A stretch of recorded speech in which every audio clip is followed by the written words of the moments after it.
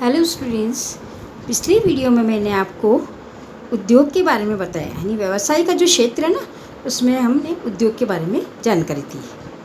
आज मैं आपको उसका दूसरा पॉइंट है वाणिज्य, उसके बारे में जानकारी दूंगी। उससे पहले एक टॉपिक मैं आपको बता रही हूँ।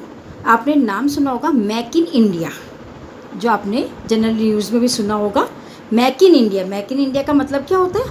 जो वस्तुएं हम बाहर से मंगवाते हैं तो उसका निर्माण हमारे देश में ही हो, हमारे देश की बनी हुई वस्तु का ही हम यूज़ करें, तो मेक इन इंडिया के द्वारा संभव है। तो भारत सरकार ने 25 सितंबर 2014 को मेक इन इंडिया की पहल की थी।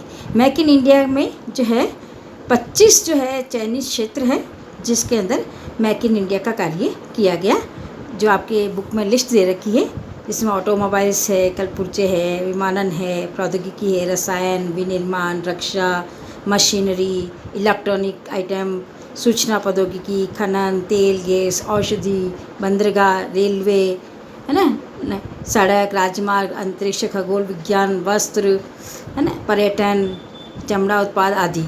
ऐसे 25 क्षेत्र का चयन किया, जिसमें मेक इन इंडिया के तहत कार्य किया गया। तो मेक इन इंडिया का मतलब आपने सुना भी होगा, वही है इसका मतलब भारत में वस्तुओं का निर्माण करना, यानी भारत की बनी वस्तुओं का जो है यूज़ करें, वो मेक इन इंडिया के तहत आता है।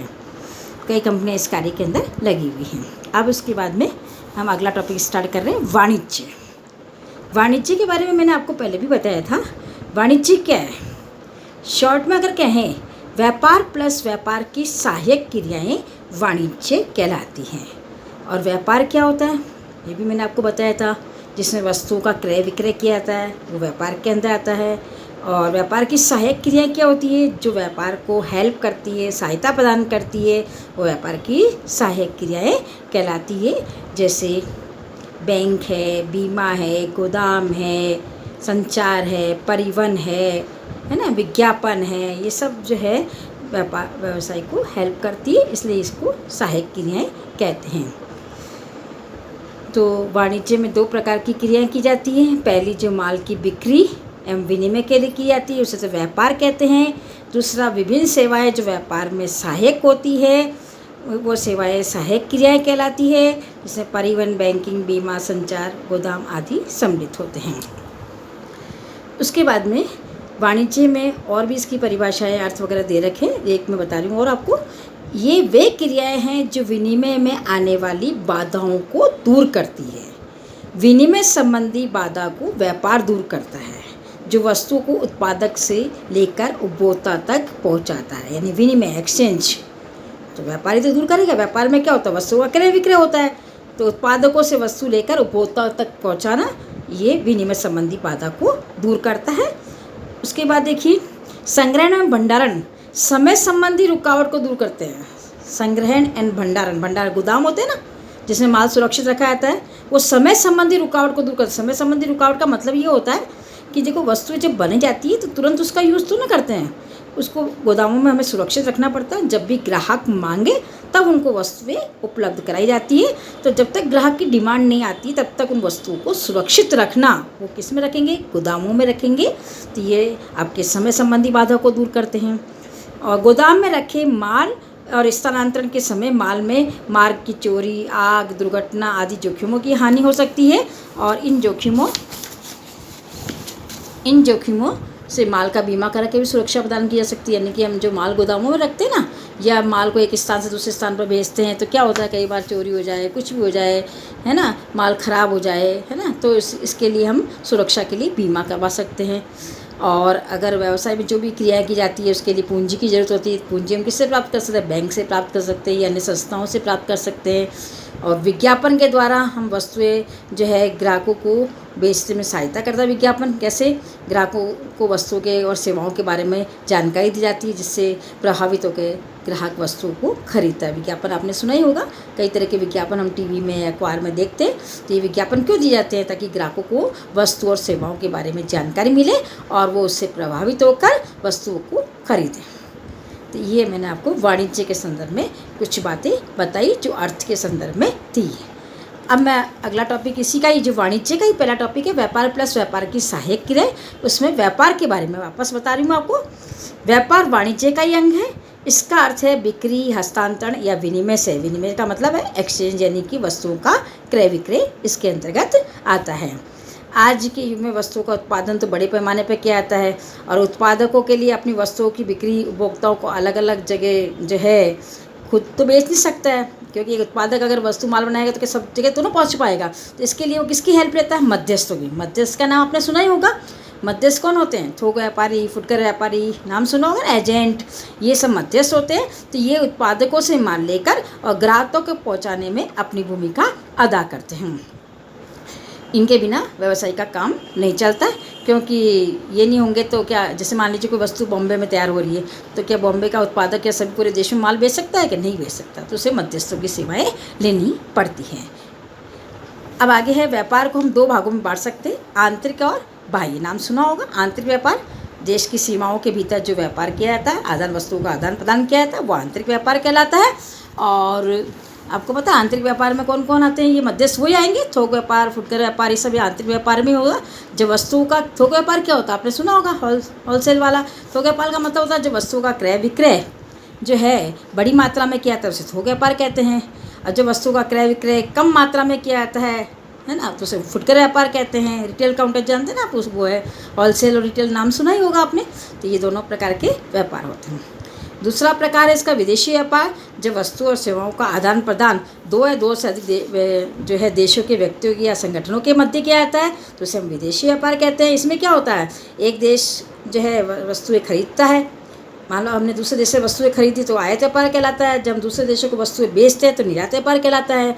और एक कंडीशन और होती है, जब हम वस्तु किसी अन्य देश से खरीदें और दूसरे देश को बेचें तो वो पुनर्निर्यात कहलाता है। जैसे मान लीजिए हमने अमेरिका से खरीदी और मान लीजिए इंग्लैंड को या जापान को किसी को वस्तु बेची, एक जगह से मंगवाई दूसरी जगह से दूसरी जगह बेची, उसे पुनर्निर्यात कहते हैं। ये था विदेशी व्यापार के बारे में, समझ में आया होगा। देशी व्यापार और विदेशी व्यापार, ठीक है। और मध्यस्थों की, इसमें देशी व्यापार में जनरली मध्यस्थों की भूमिका होती है। अब अगला टॉपिक है इसी का ही, वाणिज्य का दूसरा हिस्सा, व्यापार की सहायक क्रियाएं, जो मैंने अभी पहले आपको बताई है। जो व्यापार में हेल्प करती है, सहायता करती है, वो व्यापार की सहायक क्रियाएं कहलाती है। तो ये व्यापार में ही नहीं, उद्योग में भी हेल्प करती है। इसके उदाहरण में मैंने आपको बताया अभी, परिवहन है, बैंकिंग है, बीमा, भंडारण, विज्ञापन, ये सब जो है व्यापार को, उद्योग को, सबको हेल्प करते हैं। और ये क्रियाएं क्या है, वस्तु के उत्पादन और वितरण में आने वाली बाधाओं को भी दूर करते हैं। जैसे आपके परिवहन है, माल को एक स्थान से दूसरे स्थान पर ले जाने में सहायक होता है, यानी परिवहन के साधन होते हैं ना, जैसे रेल है, ट्रक है ना, कोई भी साधन जिससे हम वस्तुओं को एक स्थान से दूसरे स्थान पर भेजते हैं। बैंकिंग है, जो व्यापार को वित्तीय सहायता प्रदान करता है, यानी बैंकों से हम लोन लेते हैं, पैसा उधार लेते हैं, है ना, तो बैंक भी हमारी हेल्प करता है। बीमा जानते हैं आप, नाम सुना होगा, जो हमें जोखिमों से सुरक्षा प्रदान करता है, क्योंकि व्यवसाय तो क्या है, जोखिम का ही खेल है। व्यवसाय में तो जोखिम बहुत अधिक होती है, तो कभी भी कोई घटना घटित हो जाए, कुछ भी हो जाए, आग लग जाए, चोरी हो जाए, माल खराब हो जाए, कोई भी घटना हो सकती है, तो उससे बचने के लिए हम बीमा करवाते हैं। बीमा से क्या होता है, जब हमने बीमा करवा दिया और कोई घटना घटित हो गई तो क्या होगा, हमें जो है हेल्प बीमा कंपनी से मिल जाती है। भंडारण आपने सुना होगा, भंडारण का मतलब वही गोदाम, संग्रहण जिसे कहते हैं अपन, उसमें जो है माल को सुरक्षित रखा जाता है। जब तक ग्राहक की डिमांड नहीं है तब तक माल को सुरक्षित, क्योंकि वस्तु जब बनाई जाती है ना, एक निश्चित समय बना ली जाती है, उसका उपयोग पूरे साल होता है, तो बार बार उसकी डिमांड आती है, तब जब डिमांड आएगी तभी तो वस्तु देंगे, तब तक माल को हमें भंडार के अंदर सुरक्षित रखनी पड़ेगी। अब विज्ञापन आप जानते हैं, जिसके माध्यम से हमें सूचनाएँ प्राप्त होती है, यानी कि वस्तु के बारे में जानकारी प्राप्त होती है, वो विज्ञापन के अंतर्गत आता है। ये सारी बातें आपको पहले भी बताई मैंने, अब वापस रिपीट किए मैंने। अब दूसरे शब्दों में हम क्या कह सकते हैं, ये क्रियाएं माल के स्थानांतरण, संग्रहण, वितरण, जोखिम से सुरक्षा, माल की बिक्री और संवर्धन को सरल बनाती है। संवर्धन का मतलब वृद्धि। सहायक क्रियाओं का अब वर्णन हम पढ़ेंगे एक एक का। सबसे पहला आता है परिवहन एवं संप्रेषण। परिवहन का नाम सुना ही होगा आपने, परिवहन के साधन सुने ना, बस है, रेल है, ट्रक है, सारे परिवहन के साधन हैं, जिससे वायुयान है, ये सब परिवहन के साधन है। संप्रेषण का मतलब क्या होता है, विचारों का आदान प्रदान, यानी कि हम जो है अपने विचार, एक व्यक्ति अपने विचार दूसरे व्यक्ति को प्रस्तुत करता है, यानी जहाँ विचारों का आदान दो से अधिक व्यक्तियों के मध्य किया जाता है, तो संप्रेषण है। संप्रेषण के साधन भी आपने सुने होंगे। आज मोबाइल फ़ोन है तो ये भी संप्रेषण का साधन है ना। इंटरनेट, मोबाइल फ़ोन सारे ही संप्रेषण के साधन हैं, जिससे हम सूचनाएँ एक स्थान से दूसरे स्थान पर भेजते हैं। तो ये व्यापार की सहायक क्रिया के रूप में आता है। अब देखो, वस्तुओं का उत्पादन कुछ विशिष्ट जगहों पर होता है। जैसे आपको पता है चाय आसाम में होती है, रुई गुजरात में, महाराष्ट्र में, जूट पश्चिम बंगाल में और उड़ीसा में होती है, चीनी उत्तर प्रदेश, बिहार और महाराष्ट्र में होती है। लेकिन इसका उपभोग तो पूरे देश में होता है। आपको पता है ना, वस्तुएं बनती किसी विशेष स्थान पर या उत्पादित विशेष स्थान पर की जाती है, लेकिन उसका उपभोग वो तो पूरे देश में किया जाता है, क्योंकि सबको आवश्यकता होती है। तो उनको वस्तुएं पहुंचाने के लिए जो है परिवहन के साधनों की हेल्प की जाती है। परिवहन के साधन में सड़क परिवहन, रेल परिवहन, है ना, आप जानते हैं। इन सब के द्वारा जो है वस्तुओं को एक स्थान से दूसरे स्थान पर पहुँचाया जाता है। ये तो हो गया आपके परिवहन। दूसरा है आपके संप्रेषण। संप्रेषण का मतलब है जानकारी या सूचनाएं एक स्थान से दूसरे स्थान पर भेजना, क्योंकि बिना जानकारी के व्यापार हो ही नहीं सकता है। आज आपको कोई वस्तु की ज़रूरत है, आपको माल मंगवाना, तो आपको सूचना देनी पड़ेगी ना विक्रेता को कि मुझे इस चीज़ की ज़रूरत है। विक्रेता आपको माल भेजेगा तो सूचना देगा कि मैंने ये माल भेज दिया है।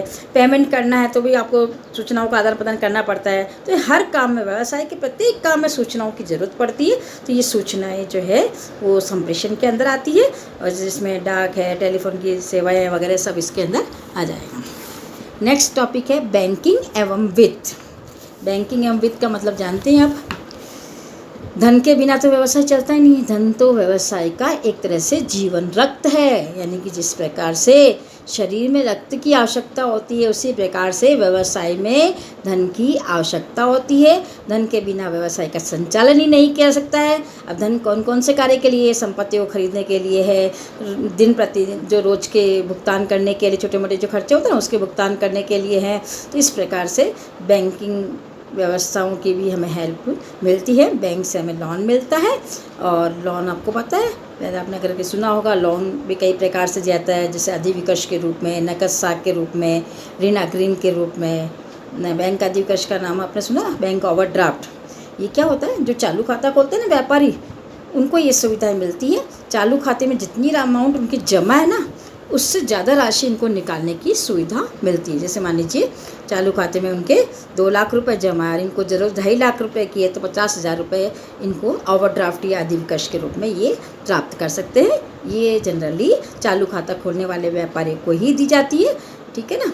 और नकद साख, ये लोन है एक प्रकार का, जो जमानत पर दिया जाता है, बैंकों के द्वारा दिया जाता है। राशि उनके खाते में जमा कर दी जाती है, जैसे जैसे उसको ज़रूरत होती है व्यापारी को उसमें से निकालता रहता है।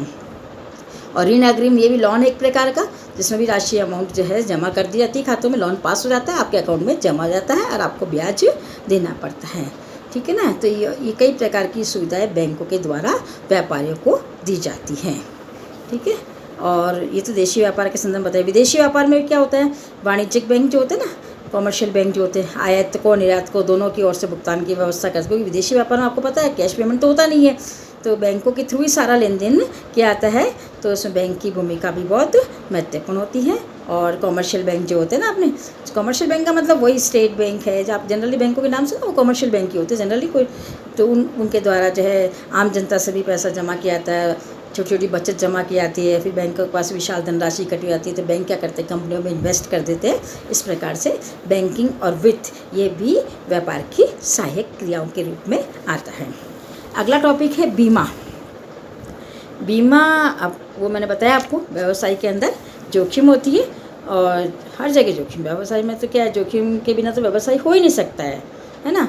आज कोई भी जो है व्यवसाय के अंदर चोरी हो जाए, आग लग जाए, कुछ भी घटना घटित हो सकती है, माल एक स्थान से दूसरे स्थान में भेजें, रास्ते में माल गुम हो जाए, कुछ भी हो जाए, तो जोखिम रहती है। तो जोखिम से बचने के लिए व्यवसायी क्या करता है, बीमा करवाता है। बीमा के लिए क्या करना पड़ता है, उसको प्रीमियम का भुगतान करना पड़ता है, निश्चित धनराशि उसको भुगतान करनी पड़ती है। इस प्रकार से बीमा करवा करके व्यवसाय जो है जोखिमों से सुरक्षा प्राप्त कर सकता है। यानी कभी भी कोई जो मतलब दुर्घटना घटित हो जाए तो व्यापारी जो है हेल्प बीमा कंपनी से मिल जाती है। या कई बार ऐसा होता है ना, जिस कंपनी में कोई काम कर रहे हैं, किसी व्यक्ति को कोई चोट लग जाए, कुछ भी हो जाए, तो उन कर्मचारियों का भी बीमा करवा करके जो है व्यवसायी सुरक्षा प्राप्त कर सकता है। नेक्स्ट पॉइंट है भंडारण। भंडारण का मतलब भी मैंने अभी आपको बताया था पहले। भंडारण का मतलब होता है माल को गोदामों में सुरक्षित रखना।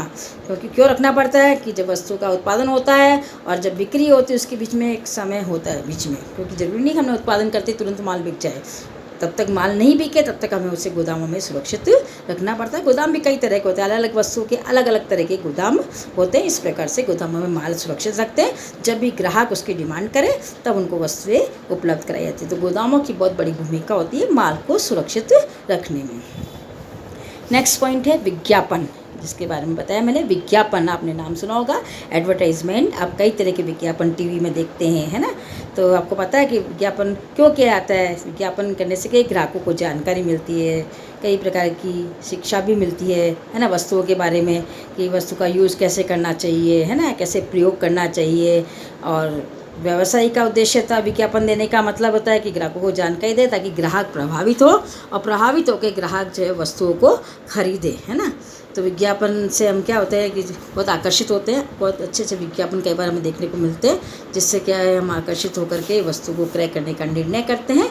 इस प्रकार से विज्ञापन के द्वारा भी जो है विक्रय वृद्धि की जा सकती है। विक्रय बढ़ेगी तो ग्राहक व्यवसायी को लाभ भी होगा और ग्राहकों को भी वस्तुएं जो है सही वस्तु उपलब्ध हो जाएगी, क्योंकि ग्राहकों को जानकारी नहीं होती कई बार वस्तुओं के बारे में, कौन सी वस्तु में क्या गुण है, क्या उसकी प्राइस है ना, क्या क्वालिटी है। तो ये सारी जानकारी जो है ग्राहकों को विज्ञापन के माध्यम से जो है मिल जाती है, और जिससे उसे खरीदने में वस्तु खरीदने में आसानी रहती है।